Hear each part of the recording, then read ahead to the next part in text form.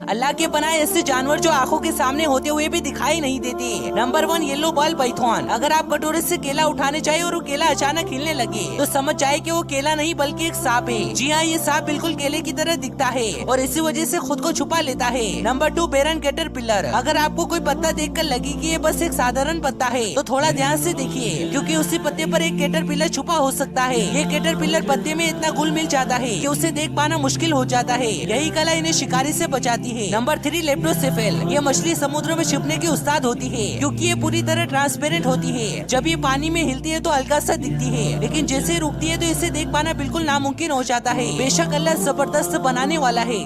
Australia के ऐसे जानवर जिन्हें देखकर आप हैरान रह जाओगे। Number 1 blue tongue skink. अगर आप ऑस्ट्रेलिया जाते हो तो यह छिपकली आपका स्वागत अपनी ब्लू टंग से करेगी, लेकिन डरिए मत, क्योंकि यह जहरीली नहीं है, केवल अपने शिकारियों को डराने के लिए ऐसा करती है। Number 2 thorny devil. इसका पूरा शरीर कांटों से ढका हुआ, लेकिन यह भी इंसानों को नुकसान नहीं पहुंचाता। और सबसे खास बात ये, अपने शिकारियों को बेवकूफ बनाने के लिए अपने सिर पर एक नकली सर लेकर घूमता है। और पानी पीने का तरीका तो इसका सबसे अलग है। ये केवल पानी में जाकर खड़ा हो जाता है, जिसके बाद कैपिलरी एक्शन की वजह से पानी अपने आप इसके पैरों से होते हुए इसके मुंह तक पहुंच जाता है। Number 3 Tasmanian devil. ये जानवर देखने में भले ही छोटा सा हो, लेकिन ताकत इतनी कि हड्डियां तक चबा दे। ये दुनिया के सबसे ताकतवर काटने वाले मांसाहारी जानवरों में से एक है। रात में इसकी डरावनी आवाज सुनकर जंगल तक कांप उठता है। बेशक अल्लाह जबरदस्त बनाने वाला है। अल्लाह का बनाया कैसा खूबसूरत घोड़ा, जिसे देखकर हर कोई इसका दीवाना बन जाता है। ये दुनिया का सबसे खूबसूरत घोड़ा। दरअसल इस नस्ल का नाम ही अखल टेके।